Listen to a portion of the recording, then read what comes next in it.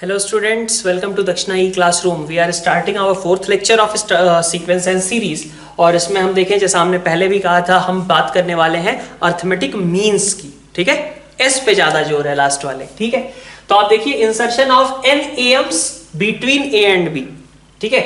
अब ये totally different कहानी हो जाती है जो आपने सिंगुलर के लिए पढ़ा था। मतलब सिंगल एम की जब हम बात करते थे तो सिंपल एवरेज होता था, ठीक है। अगर दो नंबर्स ए और बी हैं और उसके अर्थमेटिक मीन के बारे में कहा जाए तो मीन क्या हो जाएगा, a plus B by two, ठीक है। लेकिन यहां पे किसकी बात की जा रही है, अर्थमेटिक मीन्स की बात की जा रही है। ये कुछ और है, ये क्या है, तो इसका मतलब हम समझते हैं। इसका मतलब है कि दो नंबर्स a और b थे, उसके बीच में n एम्स इंसर्ट किए जा रहे हैं। मतलब n और नंबर्स, जैसे मान लो इसको बोल दिया मैंने a1 a2 a3 ऐसे करके an तक नंबर्स इंट्रोड्यूस किए जा रहे हैं, ठीक है। और इनको n एम्स हम कब बोलेंगे, तब बोलेंगे जबकि ये रिजल्टिंग सीरीज ओवरऑल a से b तक जो सीरीज दिख रही है वो एक AP बन जाए। अगर ये एक AP बन जाती है तो ये सारे terms a1 a2 a3 an ये सभी क्या कहलाएंगे, n अर्थमेटिक मीन्स कहलाएंगे। बात समझ में आई। ये कहानी बिल्कुल अलग है जो हमने अर्थमेटिक मीन के लिए पढ़ा था। यहां पे क्या है, a और b दो नंबर्स थे, उनके बीच में n ऐसे टर्म्स लिख दो जिससे कि रिजल्टिंग सीरीज एक AP बन जाए। ये इस क्वेश्चन का या फिर इस पॉइंट के कहने का मीनिंग, ठीक। तो आइए देखते हैं कि ये कैसे होगा, ठीक है, और इससे रिलेटेड हमें क्या पढ़ना है, ठीक है। तो पहली चीज तो आप यही लिख लो पॉइंट आउट करके कॉपी में अपनी नोटबुक में कि insertion of n ams between two numbers a and b means we have to form an AP which consists of a these n terms and b, ठीक है। सबसे पहला स्टेटमेंट आप ये लिख लो, ठीक है। तो आप देखो क्या हो रहा है, आपको बेसिकली a से b तक n ams n और नंबर्स के साथ मिला करके एक AP क्रिएट करनी है, ठीक है। तो इस AP के लिए हमें फर्स्ट टर्म कॉमन डिफरेंस इसकी जरूरत होगी। जब ये दोनों आ जाते हैं तो हमें सब कुछ आ जाता है। तो आप देखिए क्या बोलेंगे, आप बोल सकते हो कि फर्स्ट टर्म आपका A है, कॉमन डिफरेंस निकालना पड़ेगा। तो आप देखो कितने टर्म्स हैं इस AP में। अगर इस रिजल्टिंग सीरीज को एक AP होना है तो इस AP में कितने टर्म्स हैं, n प्लस 2 टर्म्स। n तो ये बीच में थे, a और b बाहर वेट कर रहे थे। टोटल n प्लस 2 टर्म्स की एक AP बन गई। कितने टर्म्स हैं, total number of terms can be written as n plus 2, ठीक। अब n प्लस 2 टर्म्स है तो b is equal to a plus n plus 2 minus 1 into D. तो d की वैल्यू कितनी हो जाएगी, b minus a upon n plus 1, ठीक है। d की वैल्यू कितनी हो जाएगी, b minus a upon n plus 1, ठीक है। तो आपका am आ जाएगा, ठीक है। आपके पास कॉमन डिफरेंस आ गया ना, फर्स्ट टर्म आपको पता ही थी तो अब आप सब कुछ निकाल सकते हो। आप सेकेंड टर्म a1 बोलोगे, a1 can be written as a plus D, a2 can be written as a plus 2d, a3 can be written as a plus 3d, ठीक है भाई। a1 सेकेंड टर्म है, a2 थर्ड टर्म है, a3 fourth term है, यही बनेगा ना expression. तो इस तरीके से अगर हम कहें कि a के kth नंबर वाला क्या बनेगा, सेम पैटर्न के अकॉर्डिंग बोला जा सकता है a प्लस के डी, ठीक है। और ये कितना हो जाएगा, a आपको पता ही है, k पूछा ही जाएगा कि भाई कौन से नंबर का am आपको बताना है। d क्या था आपने निकाल लिया, b minus a upon n plus 1, ठीक है, ठीक है। तो आपको ओवरऑल क्या समझना था, आपको ये समझना था कि आपको ओवरऑल n प्लस 2 टर्म्स की एक AP बनानी है जिसका फर्स्ट टर्म a है और लास्ट टर्म b है, और वहां से कॉमन डिफरेंस आपने निकाल लिया। अब आप सारे एम्स लिख सकते हो। तो ये हो गया एक k नंबर वाले am का फॉर्मूला। आपको याद नहीं रखना है, आपको बस ये चीज याद रखनी है कि कैसे हमने प्रोसेस किया है, ठीक है। अब आप देखिए क्या कर सकते हैं, और ये तो आपने इंसर्ट कर दिए n एम्स। अब आप कोई से भी नंबर का an लिख सकते, कोई से भी नंबर का अर्थमेटिक मीन लिख सकते थे। नेक्स्ट चीज क्या बची थी, नेक्स्ट एक और चीज बची हुई है, इनका सम। जो हमने ये टर्म्स इंट्रोड्यूस किए हैं इनका एडिशन क्या होगा, ठीक है। तो आइए वो भी देख लेते हैं, सम ऑफ n एम्स, ठीक है। अगर मैं कहूं सम ऑफ n एम्स, ठीक है, तो कितना आएगा ये, देखिए a ऐसे ही कितनी बार होगा, n बार होगा, ठीक है ना। भाई ऐसा है ना, a1 a plus D, a2 a plus 2d, a3 a plus 3d, an क्या होगा a प्लस n। तो n टाइम्स a आएंगे, सम उनका कितना हो गया na, प्लस यहां देखो d आएगा, 2d आएगा, 3d आएगा, an में क्या आएगा a प्लस nd आएगा।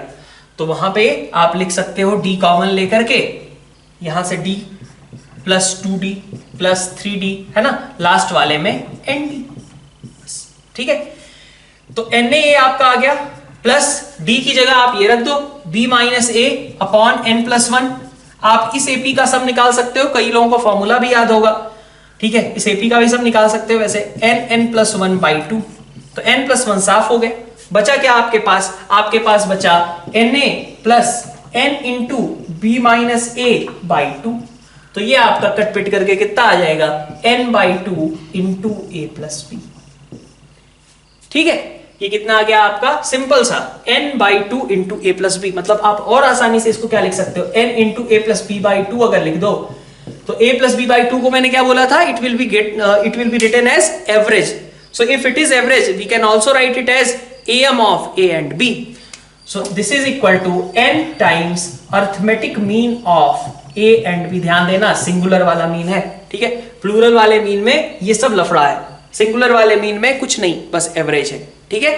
तो ये हमारा कॉन्सेप्ट हो गया insertion of NAMs between A and B का। अब इससे रिलेटेड हम कुछ क्वेश्चंस करते हैं। आपको क्या क्या याद रखना है, ये प्रोसेस याद रखना है, एक ये रिजल्ट याद रख लीजिए, आपके लिए डायरेक्टली काम का हो जाएगा, आपको कैलकुलेशंस अवॉइड करने के लिए, ठीक है। डायरेक्टली ये आप निकाल लो यहां से, ठीक है, कि सम ऑफ NAMs कितना होता है n by 2 into A plus B के बराबर, ठीक है।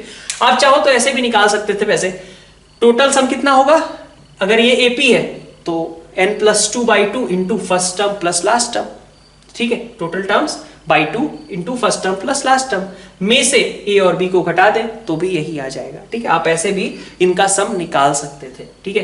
तो खैर आपको ये सम याद रखना है और उसके अलावा प्रोसेस याद रखना है कि इसका मीनिंग क्या होता है NAMs इंसर्ट करने का। तो नेक्स्ट हम एक फॉर्मूला बेस्ड क्यूट सा क्वेश्चन कर लेते हैं। In between -3 and 7 19 AMs are inserted, find 4th AM, ठीक है। तो आपको क्या करना था, -3 फिर A1 A2 up to A19 and then 7, एक AP क्रिएट करनी थी, ठीक है।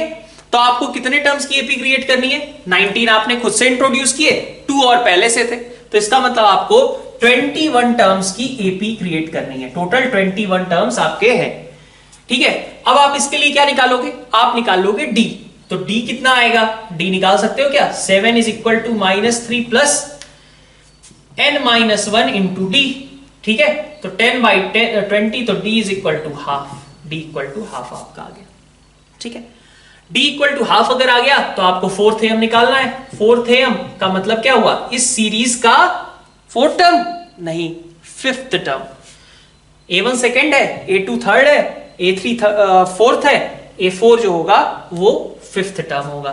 तो 4th AM आपको निकालना था, तो 4th AM is equal to A4, आप लिख भी सकते थे A प्लस 4D, है ना।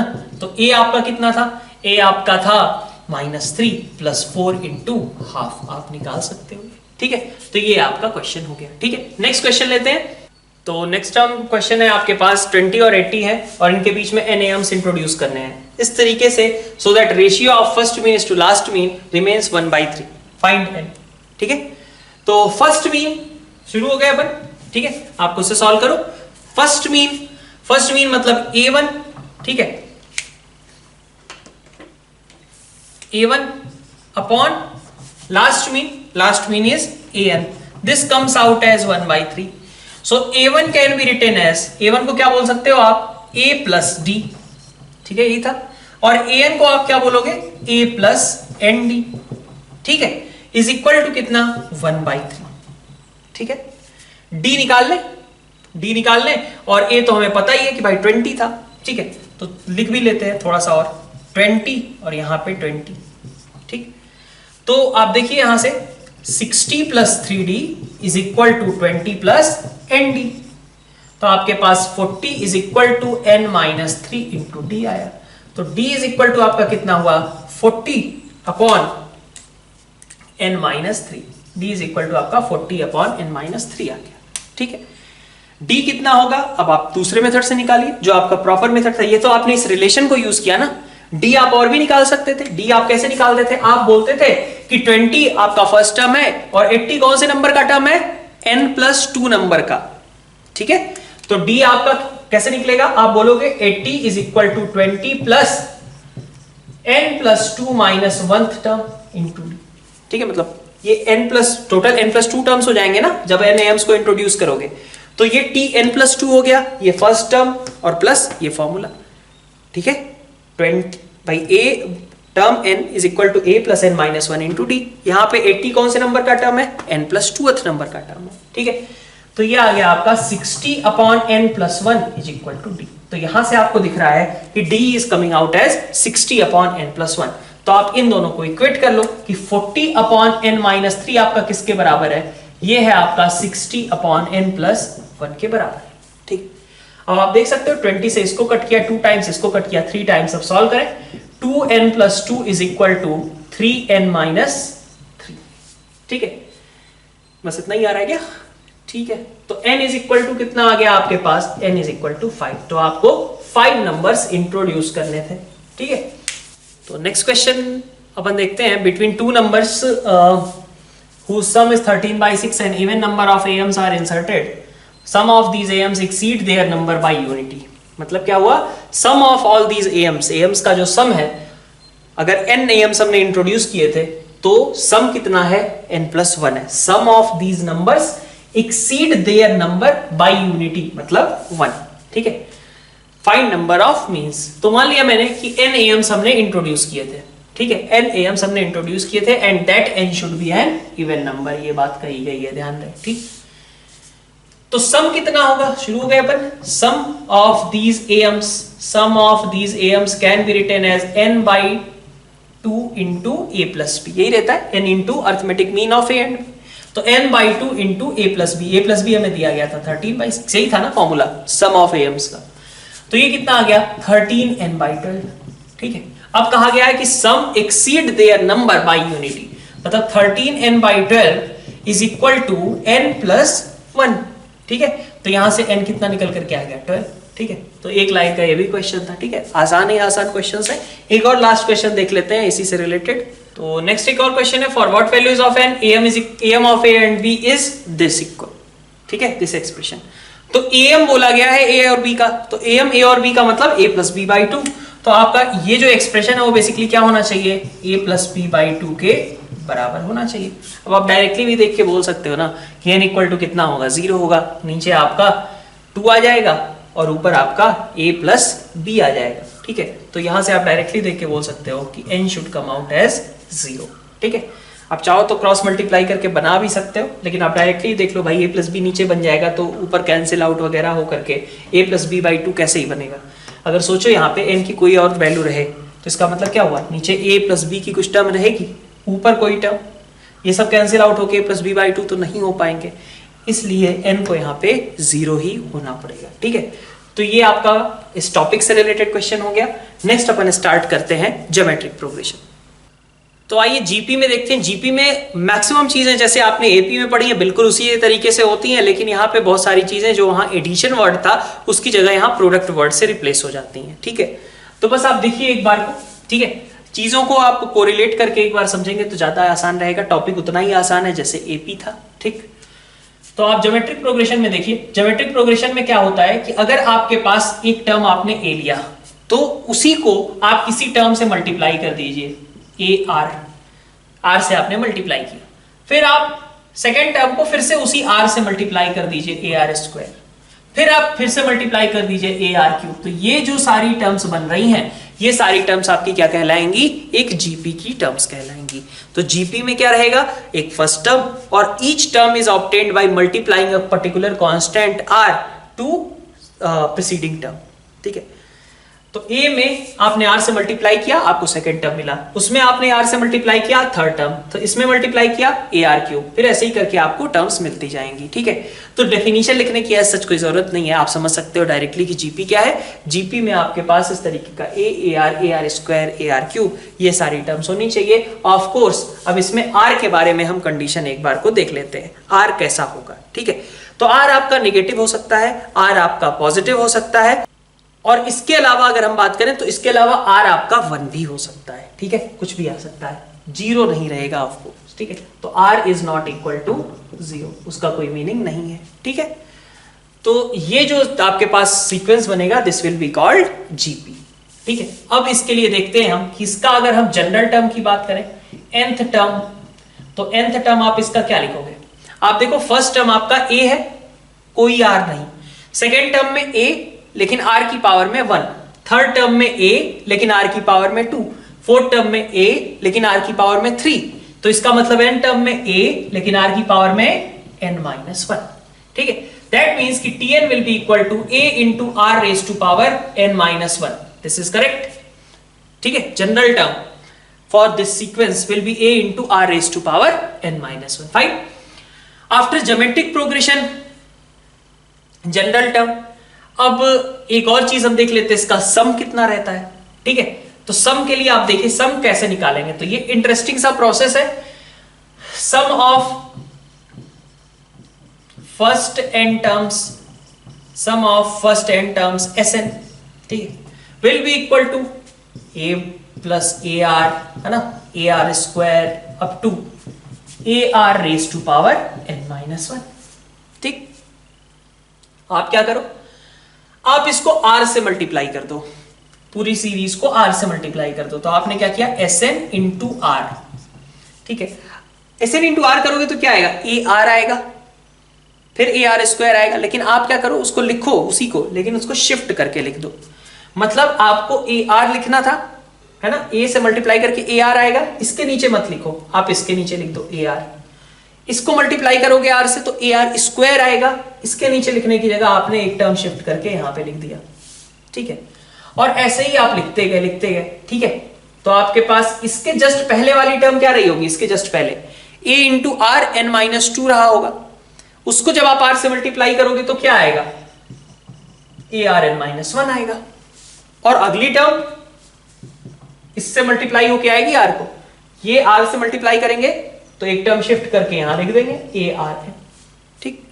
अब आपने डिफरेंस ले लिया, डिफरेंस आप लोगे तो क्या आएगा, Sn इंटू 1 माइनस r। अब आप देख सकते हो ये साफ सब साफ हो गए, बचा क्या a और उधर ARn, तो a minus AR raise to power n, Sn आपका कितना हो गया, 1 माइनस r की power n upon 1 minus r, ये आपका n टर्म्स का एडिशन आ गया, ठीक है, ठीक है, इतनी बात। अब इसमें एक लोचा है, लोचा ये है कि r इक्वल टू 1 अगर आप ले देते हो तो r इक्वल टू 1 का मतलब क्या होगा, ये 0 बन जाएगा, ऊपर भी 0 बन जाएगा, तो अब डिनोमिनेटर 0 तो रख नहीं सकते, इसका मतलब ये फॉर्मूला तब नहीं लगाएंगे। और आप समझ भी सकते हो कि r इक्वल टू 1 होगा तो क्या होगा, r इक्वल टू 1 का मतलब क्या है, हर एक टर्म a ही लिखा होगा ना, a ऐसे करके n टाइम्स, ठीक है। और इस समय Sn क्या होगा, इस समय Sn आपका Na के बराबर हो जाएगा, सिंपल सी बात, ठीक है।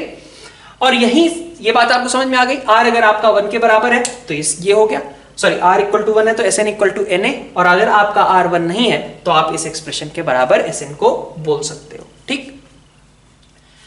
नेक्स्ट एक और चीज हम यहां पे देख लेते हैं, ठीक है, यहीं पे अपन एक और चीज कंटिन्यू कर लेते हैं। अगर यही इनफाइनाइट टर्म्स रहे तो क्या इफेक्ट आएगा, इनफाइनाइट टर्म्स अगर रहता है तो इसका मतलब हो गया कि आपका n जो है वो इन्फिनिटी को टेंड कर रहा है, और अगर ये इनफाइनाइट को टेंड कर रहा है तो पहले तो सिचुएशन कुछ क्रिएट करनी होगी, ठीक है। इनफाइनाइट जीपी के लिए हम डायरेक्टली नहीं कह सकते, इनफाइनाइट जीपी में कुछ रिस्ट्रिक्शंस भी होंगी। क्या रिस्ट्रिक्शन होगी, जैसे कि जब हम r की बात कर रहे हैं, अब आप खुद सोचो, आपने पहला टर्म 1 लिया, दूसरा टर्म 3 लिया, है ना, नेक्स्ट टर्म 9, फिर 27, ऐसे करके ये इंक्रीज करते करते इन्फिनिटी पहुंच जाएगा, तो उसका तो कोई सिग्निफिकेंस ही नहीं है, फिर तो सम भी क्या आएगा आपका, इन्फिनिटी आएगा। लेकिन अगर आप इसी को डिक्रीज कराते जाओ, मतलब आप स्टार्ट करते सपोज 27 से और नेक्स्ट 9 लेते, फिर 3 लेते, फिर 1 लेते, तो ये लगातार डिक्रीज करता जाएगा, और हम कहेंगे ये जरूर कि आगे हमेशा कुछ ना कुछ पॉजिटिव वैल्यूज इसमें एडअप होती रहेंगी, लेकिन प्रॉब्लम यह है कि वो बहुत छोटे से चेंजेस करेंगे, बहुत माइनर चेंजेस करेंगे, और ये कहा जा सकता है कि ओवरऑल सीरीज का सम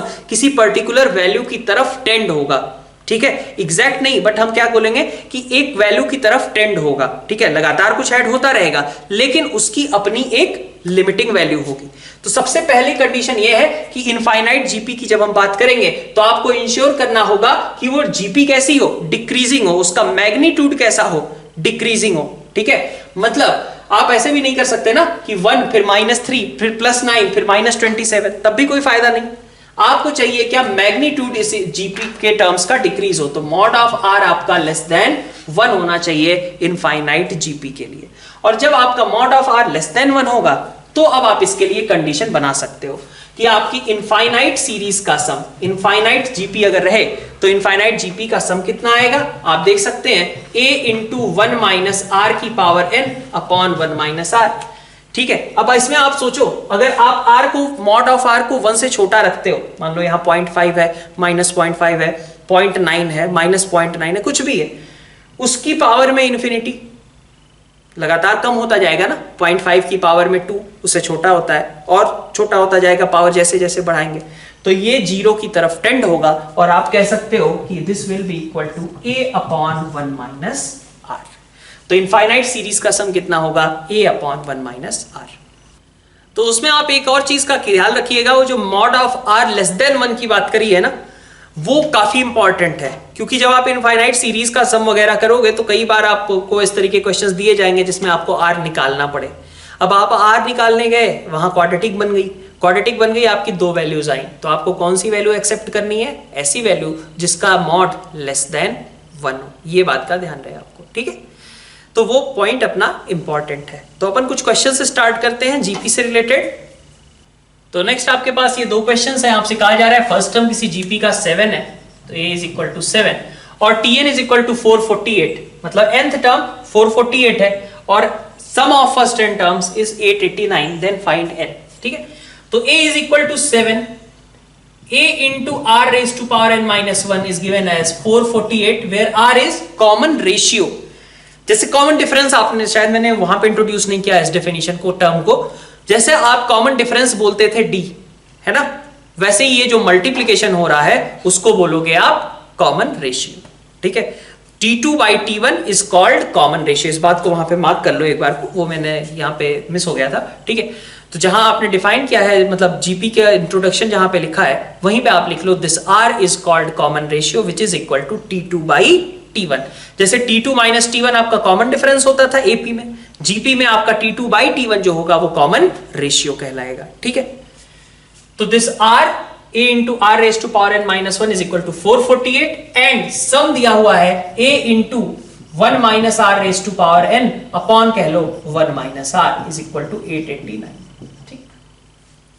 अब देखते हैं, तो इसका मतलब क्या हुआ कि 7 into something is equal to 448, तो रख दो 7 into r raise to power n minus 1 is equal to 448, so r raise to power n minus 1 is 64, ठीक है। r raise to power n minus 1 is 64, ठीक है। अब देखिए आप इस रिजल्ट को यहां पे यूज कर लीजिए, आपके पास क्या दिया हुआ है 7 into 1 minus r raise to power n minus 1 को मैं 64 लिख देता हूं, ठीक है। तो एक r बचा रह जाएगा ना, और डिवीजन में आपको क्या चाहिए, डिवीजन में आपको चाहिए था 1 minus r is equal to कितना 889, तो इसने इसको साफ किया 127, ठीक है। अब 127 ये आ गया आपका, उसके आगे देखिए क्या होगा, उसके आगे 1 minus 64r is equal to 127 minus 127r, ठीक। अब यहां से आपका कितना निकल करके आ रहा है 63r is equal to 126r is equal to 2। आपको चाहिए क्या था, r तो चाहिए नहीं, आपको n चाहिए था, आप यहां पे रख दीजिए, तो 2 रेज टू पावर यहां पे रख दिया 2 raise to power n minus 1 is 64, तो ये क्या है 2 की पावर 6 है ना, तो n माइनस 1 6 हो गया, n is equal to 7 will be the right answer, ठीक है। सिमिलरली आप सेकंड क्वेश्चन खुद से करिए सॉल्व। कॉमन रेशियो जीपी का 3 गिवन है और tn is equal to 486, that means a into 3 raise to power n minus 1 is 486, ठीक है। Sn a into 1 minus r raise to power n upon 1 minus r, r हमें दिया हुआ था क्या, हाँ दिया हुआ था 1 minus 3 raised to power n upon 1 minus 3 is equal to 480 720, right? ठीक है, तो आप देखिए यहां से क्या रिजल्ट बनेगा। यहां से आप यूज कर सकते हो कि a इंटू 3, मतलब 3 की पावर n को मैं क्या लिख सकता हूं, 1458 बाई ए लिख सकता हूं ना, लिख सकता हूं 3 raised to power n minus 1 is equal to 486 by a, that means 3 raised to power n is equal to 1458 by a, रख दो। 1 minus 1458 by a is equal to 728, ठीक है। अब देखिए यहां से क्या बनेगा, माइनस a बाई 2 प्लस यहां से कितना आ जाएगा आपका, a साफ हो गया, 729 इज इक्वल टू 728। तो a की वैल्यू यहां से कितनी निकल करके आ गई, 2 निकल करके आ गई। हमें a फर्स्ट टर्म जो था वही फाइंड आउट करना था। तो नेक्स्ट आपके पास ये दो क्वेश्चंस हैं, s is equal to 1 plus 1 by 2 plus 1 by 4 plus 1 by 8 up to infinity. Find sum of first 20 terms, or second part is sum of infinite terms. Second question, if sum of infinite terms of a GP is 4 and sum of their cubes is 192, then find the find GP. मतलब we have to find the geometric progression itself. So starting with first, आप खुद से solve करो, है ना? First question, find sum of first 20 terms. So first 20 terms, that means S20 will give a into 1 minus r raised to power 20 upon 1 minus r. So what is a? 1, and what is common ratio? Common ratio r is equal to t2 by t1. So t2 by t1 is half. So a, that is 1, 1 minus 1 by 2 raised to power 20 upon 1 minus 1 by 2. Fine. So it comes out as 2 into 1 minus 1 by 2 की power 20, correct? तो अब यहां से आप इसका answer निकाल सकते हो, that is 2 raise to power 20 minus 1 upon 2 raise to power 20, which will create 2 raise to power 20 minus 1 upon 2 raise to power 19 itself. When okay, second part is also remaining, sum of infinite terms. So sum of infinite terms can be written as a upon 1 minus r. Sum of infinite terms is a upon 1 minus r. First of all, we have to check as well whether this r is applicable for infinite series sum or not. So we can find that r is equal to half. So mod of r is also less than 1. That means कि we can find sum of infinite terms that will be a defined quantity. Okay? Mod of r is less than 1, so we can find s infinity, that is a upon 1 minus r, and it will come out as a is 1 and r is half, so this comes out as 2. So s infinite will be equal to 2 only. Okay, now start second question. Just try by yourself. If sum of infinite terms of a GP is 4 and sum of their cubes is 192, then we have to find GP. So sum of infinite terms of a GP, suppose that GP is a plus ar square and up to infinite terms. This sum is coming out as 4. So what we can observe, if this sum is 4, that means this mod of r would have been less than 1. Mod of r आपका कैसा रहा होगा? Less than 1. So it comes out as a upon 1 minus r. We should always consider this in mind, that mod of r is less than 1. Only then this is coming out as 4. Otherwise it would have been undefined. So sum of their cubes is 192. If we cube every term, that means we are creating another series, a cube r raised to power 6 and so on. ये series create कर रहे हो, तो अगर आप ये series create कर रहे हो तो s infinite will become a cube first term, and common ratio is now r cube. You have cubed every term, so now common ratio is r cube. So a cube first term, 1 minus common ratio is not r, it is r cube, and this sum is coming out as 192. Correct? So now you are provided with two equations. A upon 1 minus r is 4, a cube upon 1 minus r cube is 192. Now you have to find a and r. If you can get a and r, then you will be able to write this GP. तो आपके पास ये दो equations है, solve करिए इसको। अब आप देखिए फर्स्ट इक्वेशन, ये ये आपकी सेकेंड इक्वेशन, ठीक है। ए क्यूब यहां से क्या लिखोगे, 4 cube into 1 minus r cube, तो 4 क्यूब इंटू 1 माइनस आर का whole cube is equal to 192 into 1 minus r cube. Fine, A cube आपने यहां से निकाल लिया, ए क्यूब यहां से निकाल लिया, दोनों को इक्वेट कर दिया। So it is coming out as 1 minus r whole cube is equal to 3 into 1 minus r cube, ठीक है।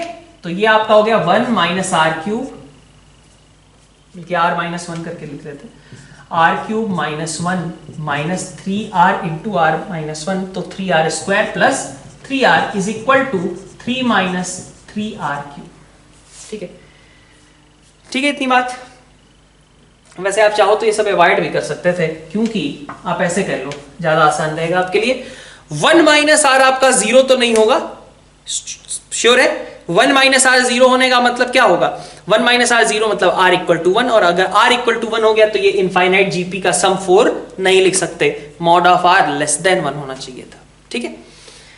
तो 1 minus are is not equal to 0, so we can cut like this, 1 minus r whole cube divided by 1 minus r can be written as 3. Fine, अब आप देखिए 1 minus r ऊपर नीचे cancel out कर सकते हो, 1 minus r 0 नहीं है इसलिए, ठीक है, क्योंकि 0 होता तो 0 से 0 को कट नहीं करते, इसका एक फैक्टर होगा ना 1 minus r। अब आप इसको डिवाइड कर लो तो क्या आ जाएगा आपके पास बच जाता है ऊपर 1 minus r का होल स्क्वायर, नीचे आपके पास बच जाएगा 1 plus r square is equal to 3। आप यहां से सॉल्व कर लीजिए, 3r square plus 3r plus 3, ये आ रहा है 3r square plus 3r plus 3 is equal to, यहां से r square minus 2r plus 1, so it is coming out as 2r square plus 5r plus 2 is equal to 0। It will give you, I guess, r is equal to -2 and -½ ठीक है। तो -2 rejected, क्योंकि mod उसका कैसा है, 1 से बड़ा है, तो -2 आपका रिजेक्ट हो गया, -½ आप एक्सेप्ट करोगे। तो a आपका क्या आएगा, रख दें यहां पे r, यहां पे अगर आप रख देते हो -½ तो a की वैल्यू निकल आएगी, a आ गया, r कितना है आपका -½ है, आप जीपी की टर्म्स को लिख सकते हो।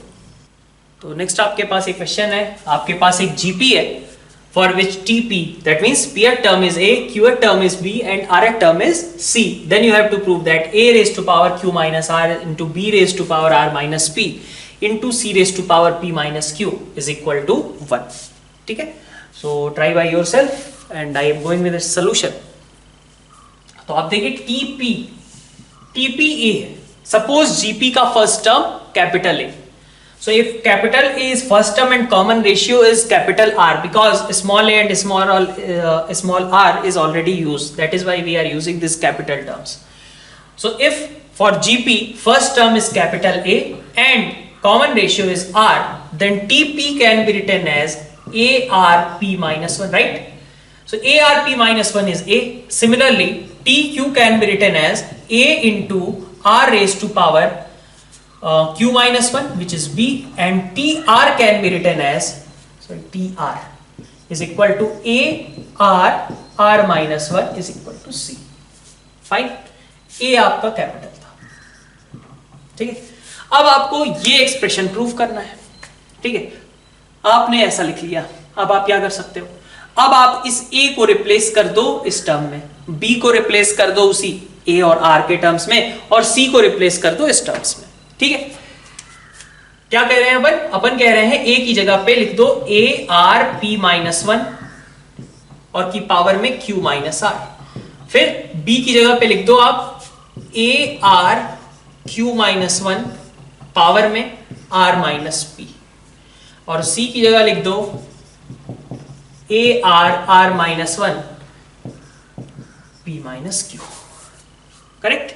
तो अब यहां से आप देखो मल्टीप्लीकेशन करो, A raise to power Q minus R, A raise to power R minus P, A raise to power P minus Q, तो यहां से आपके पास आ गया Q minus R plus R minus P plus P minus Q। A के सारे terms club हो गए।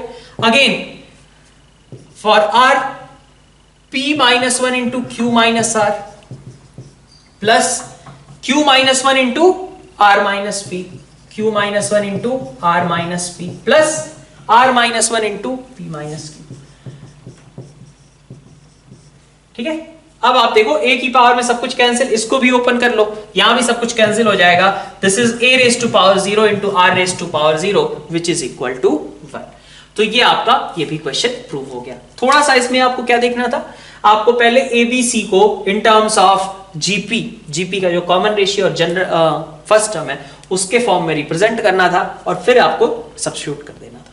तो फर्दर आपके पास ये दो क्वेश्चंस हैं, ठीक है, आप पॉज करके एक बार को दोनों क्वेश्चंस को खुद से ट्राई कीजिए। ठीक है, फर्स्ट क्वेश्चन क्या कह रहा है, a GP consist of 2n terms if sum of the terms occupying odd places, मतलब first term, third term, fifth term है ना, उनका सम S1 है और sum of that of terms, मतलब सम ऑफ जो यहाँ पे कहा गया वही चीज यहाँ पे भी, sum of terms occupying even places is S2, that means T2, T4, T6 इनका सम S2 है, हमें कॉमन रेशियो फाइंड आउट करना है। तो आप पहला क्वेश्चन सॉल्व कीजिए उससे। ठीक है, क्या आएगा फर्स्ट क्वेश्चन में, आप देख सकते हो ऑड प्लेसेस का मतलब क्या हुआ, T1 plus T2 sorry T3 T5 T7 है ना, इनका सम क्या है आपका S1।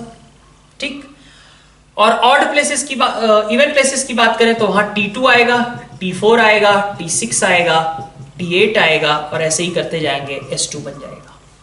ठीक है, अगर आप इसमें से बस इतनी सी ऑब्जर्वेशन कर लो कि इसमें से R आप कॉमन निकालोगे तो बचेगा क्या, T1 T2 sorry T3 T5 यही बचेगा ना भाई, ये AR है, R बाहर निकाला तो A बचा, ये AR क्यूब है, R बाहर निकाला तो AR स्क्वायर बचा, ये AR5 लिखा है, R बाहर निकाला तो AR4 बचा, ऐसे ही करते करते S2 के बराबर है। अब आप सीधा समझ सकते हो, ये फर्स्ट इक्वेशन ये सेकेंड इक्वेशन 2/1 कर दो, या R इंटू ये क्या था S1 था, तो R की वैल्यू आपकी निकल गई S2/S1 इसके बराबर हो गई। बस इतना सा क्वेश्चन। ठीक, बिल्कुल मेहनत करने की जरूरत नहीं थी।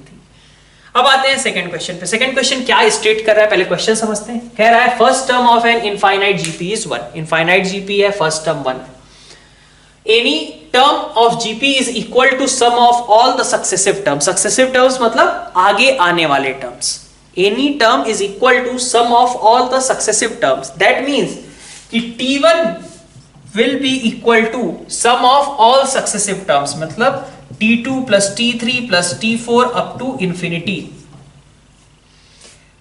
Any term is equal to sum of all the successive terms. आगे आने वाले सारे टर्म्स के सम के बराबर है। Similarly T2 भी क्या होगा, T3 plus T4 plus T5 up to infinity. Similarly T3 क्या होगा, T4 plus T5 plus T6 up to infinity. ठीक है, ये क्वेश्चन है। अब आप ट्राई करिए एक बार, क्वेश्चन को समझने के बाद, इंग्लिश को मैथ्स में समझने के बाद, अब आप इसको समझिए कि ट्राई करिए उसे सॉल्व करने का।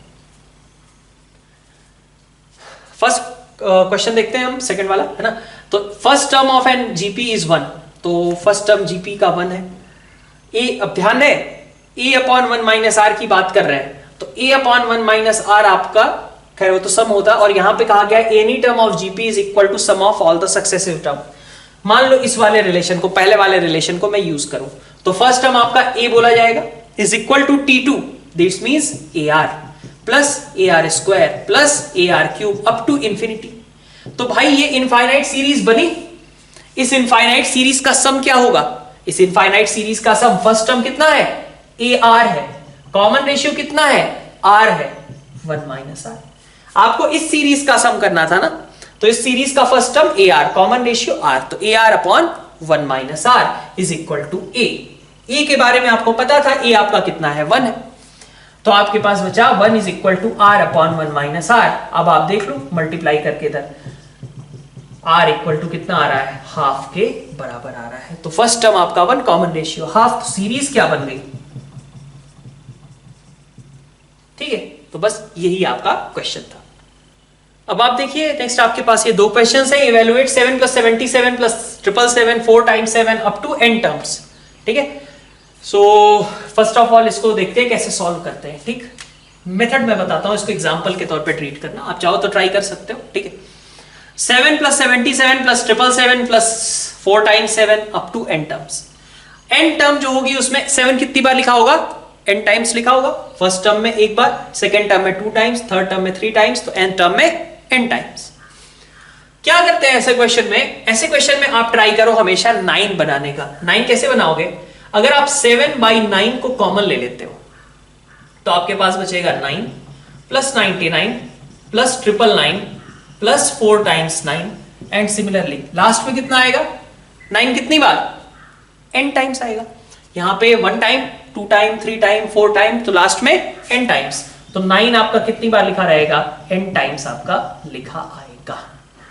So this is equal to 7/9. Now you can write it as 10 minus 1. This thing will be created as 10 square minus 1. This will be 10 cube minus 1. And similarly this last term will be, अब आप देखो कैसे लिख रहे हैं, single term 10 की power 1, 2 terms 10 raised to power 3 terms 10 cube, n terms 10 raised to power n minus 1.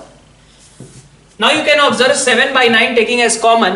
Now you can 10 plus 10 square 10 cube up to 10 raised to power n. So 10 plus 10 square plus 10 cube plus 10 to 2 to power n. You can club it. And minus 1 is written how many times? N times. So minus 1 written n times is equal to n. So this is equal to n. Now you can again create this GP whose first term is 1. Common ratio is 10. Number of terms is n. 1 minus 10 minus n. So this is 7/9. Here it is 10 and here it is 9. Minus taken inside 10 raised to power n minus 1 and minus n. So this will be the sum for this whole expression. Now any kind of n is written, you can put this here only. So इस question में आपने समझना क्या है? आपको समझना यह है कि आपको पहले सभी को 9 में कन्वर्ट करना है। 9 में कन्वर्ट करने के बाद इस तरीके का एक्सप्रेशन आप यूज कर पाओगे and then it will create a GP. ठीक, अब अपन सेकंड क्वेश्चन की बात कर लेते हैं। सेकंड क्वेश्चन में क्या है? Using GP express this term in rational form. तो 0.3 बार मतलब 0.33333 यही लिखा हुआ है। This thing can again be written as 0.3 plus 0.03 plus 0.003 plus 0.00003, है ना? इस तरीके से लिखते जाओगे इनफाइनाइट टर्म्स तक लिख सकते हो कि नहीं? तो अब आपके पास ये क्या बन गया? ये एक इनफाइनाइट जीपी बन गई जिसका फर्स्ट टर्म 0.3 था। कॉमन रेशियो कितना था? कॉमन रेशियो 0.1 है। तो ये आपका आ गया 1 माइनस 0.1। सो 0.3 और नीचे 0.9, it is equal to 1/3। GP से आपने ऐसे सॉल्व कर लिया इसे। ठीक है, सिमिलरली आप सेकंड पार्ट इसका देख लो 1.25 बार, है ना? ये मतलब जीपी का एप्लीकेशन समझा रहे हैं। इस तरीके के क्वेश्चंस तो पूछे जा सकते हैं, ये सब पूछा नहीं जाएगा। ठीक है, तो 1.25 बार इज 1.25555 ऐसा है ना? ठीक है, सिर्फ 5 पे बार लगा हुआ था, तो 1.2 तो आप अलग कर दो। ठीक, बल्कि हाँ 1.2 अलग कर लो। उसके बाद की बातें क्या है? उसके बाद आपके पास बचता है 0.05555 यही बचा हुआ है। तो 1.2 प्लस इसको भी लिख सकते हैं ऐसे ही 0.05 प्लस 0.005 प्लस ऐसे ही करके, जैसे आपने इसको लिखा वैसे ही आप इसको भी लिख सकते हो और इसका भी सम आप निकाल सकते हो। ठीक है, तो ये हमारे पास जीपी के कुछ एप्लीकेशंस हो गए इस तरीके के। तो आगे देख लेते हैं हम प्रॉपर्टीज ऑफ जीपी। तो प्रॉपर्टीज ऑफ जीपी में समझिए कि हमारे पास क्या क्या चीजें हो सकती हैं। सबसे पहली चीज मैं ये बोलना चाहूंगा कि अगर जैसे हमारे पास टर्म्स थे ए आर स्क्वायर, ठीक है, A R cube up to ऐसे ही करके, ठीक है, अगर इस जीपी के हर एक टर्म को किसी नंबर से मल्टीप्लाई कर दिया जाए, अगर हर एक टर्म को किसी नंबर से मल्टीप्लाई कर दिया जाए तो जो रिजल्टिंग सीरीज होगी वो कैसी होगी? तो आपने क्या किया? सभी को किसी नॉन जीरो नंबर से मल्टीप्लाई कर दिया। मतलब आपने लिख दिया ए के, ए आर स्क्वायर के, ए आर क्यूब के।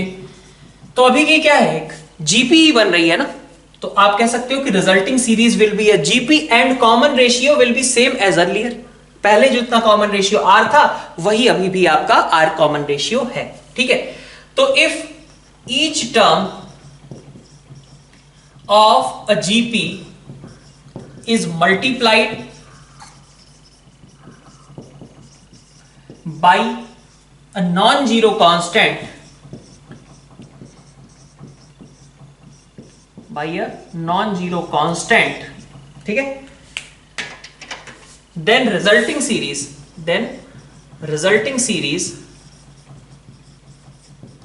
is a GP with common ratio as earlier। ठीक है, जो पहले कॉमन रेशियो था वही अभी भी मेंटेन्ड रहेगा आपका। ठीक है, अच्छा अब इसी में थोड़ा सा और चेंज कर ले। मान लीजिए हर एक को कुछ पावर चढ़ा दिया मैंने, a raise to power n, a r raise to power n, a r square raise to power n, a r cube raise to power n, ऐसा कर दिया मैंने। ठीक है, तो अभी भी क्या बन रहा है, एक जीपी ही बन रही है ना, लेकिन इसका कॉमन रेशियो कितना है, r की पावर n है। ठीक है, तो अब आप लिख लीजिए, if each term of GP is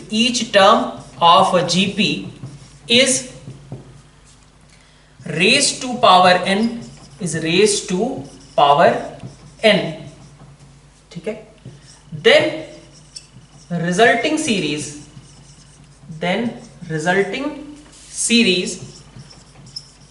is a GP with common ratio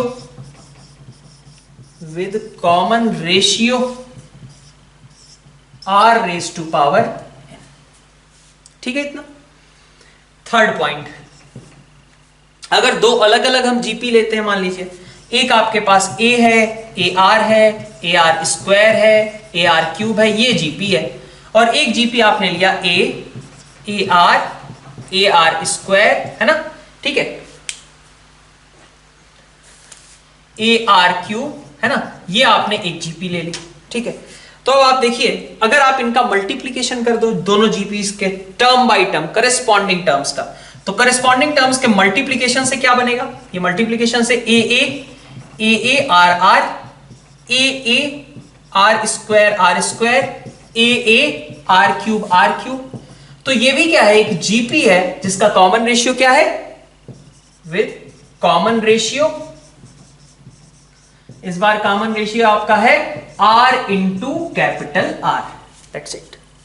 similarly अगर आप डिवीजन करते, मान लीजिए, it will again create A by A small r by capital R, A by A small r square by capital R square, and so on. That means कि again this will form a GP whose common ratio is small r by capital R।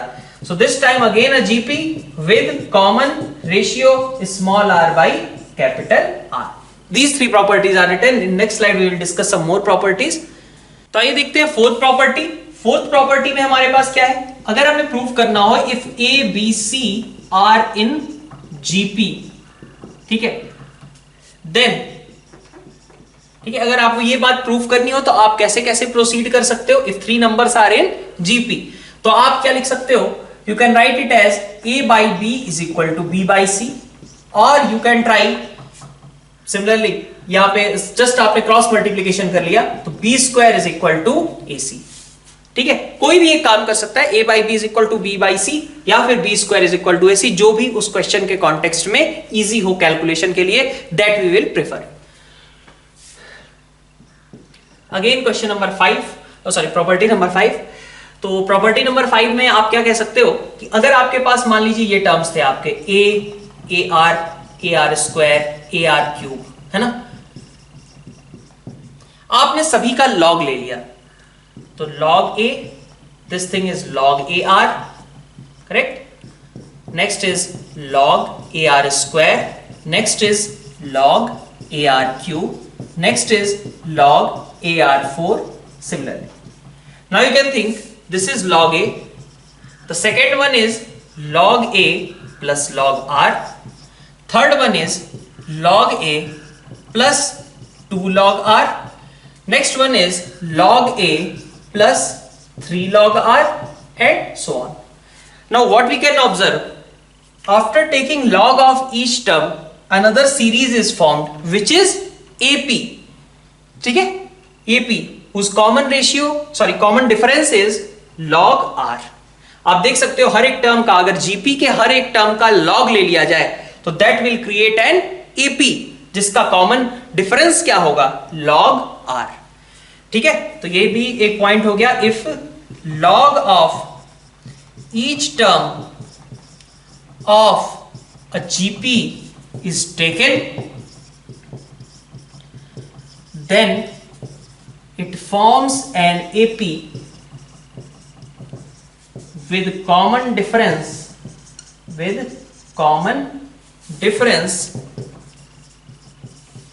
as log r। Correct? तो ये वाला point भी आपका important है। ठीक है, log में लेने से आपका क्या हुआ, अगर ऐसे लॉग के बहुत सारी चीजें एपी में कही जाए तो इसका मतलब है कि वो जो आगे आर्गुमेंट्स थे वो क्या थे, जीपी में थे। इसी तरीके से यहां पे आपने क्या कहा कि अगर जीपी की टर्म्स हैं, आप इसको इसी तरीके से याद रखो कि जीपी के आपके पास टर्म्स दिए गए हैं और हर एक टर्म का आपने लॉग लिया तो आपके पास एक एपी क्रिएट हो जाएगी और उस एपी का जो कॉमन डिफरेंस होगा that will be log are. Next एक बिल्कुल वैसा ही पॉइंट जैसा कि हमने एपी के टाइम पे लिखा था कि सम, एपी में हमने बोला था ना, sum of equidistant terms from beginning and end is same बोला था। आप स्टार्टिंग का पहला टर्म लो, लास्ट का पहला टर्म लो, सम बराबर ही होगा, is equal to T2 plus end से second is equal to T3 plus end से थर्ड। ठीक है, तो उसी तरीके से यहां पे क्या है, यहां पे मल्टीप्लीकेशन सेम रहेगा। ठीक है, तो यहां पे बोलेंगे हम product of terms of GP equidistant from beginning और एंड, ठीक है, इज सेम। ठीक है, और नहीं बल्कि from beginning and end is same. ठीक है, ठीक है, सेम या फिर कांस्टेंट। तो आप क्या कहना चाह रहे हो यहां पे, आप कहना चाह रहे हो कि अगर A1, A2, A3 ये सब जीपी में हो, ठीक है, तो this means A1 into AN first term from end is equal to second term into second from end is equal to third term third from end and so on.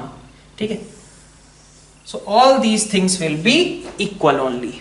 Fine, तो ये आपका sixth point भी हो गया जहां आपसे कहा जा रहा है product of the terms of a GP, आप स्टार्टिंग का टर्म और लास्ट टर्म, फिर आप second term second last term, third last term, इन सब का अगर आप प्रोडक्ट करते हो तो that will always create a constant only. ठीक है, कुछ और भी पॉइंट्स अपन देख लेते हैं। ठीक है, अब अगर आप वही चीज जैसे हमने पिछली बार कहा था एपी के टाइम पे कि a minus D A plus D ले लो, कैलकुलेशन इजी हो जाएगी अगर 3 टर्म्स हमें चूज करने हैं। तो यहां पे अगर आपको 3 टर्म्स चूज करने हो तो आप कैसे करो, यहां पे आप ले लो a by R A R, आपके लिए चीजें इजी हो जाएंगी। 5 टर्म्स आपको लेने हैं, 5 टर्म्स लेने हैं आपको, एज्यूम करने हैं, तो you can consider it as a by R square. ठीक है, a by R square, a by R A R square. Correct. Similarly अगर आपको even number of terms assume करने पड़ते हैं तो इवन नंबर ऑफ टर्म्स आप कैसे कंसीडर करोगे, आपको मान लीजिए कहा जाता है कि 2 टर्म्स, तो 2 terms you can consider as a by R and A R. अब ध्यान दो वहां डिफरेंस क्या हो जाता था इवन नंबर ऑफ टर्म्स में, 2d हो जाता था, यहां पे देखो कॉमन रेशियो भी बदल गया है, कॉमन रेशियो r स्क्वायर है।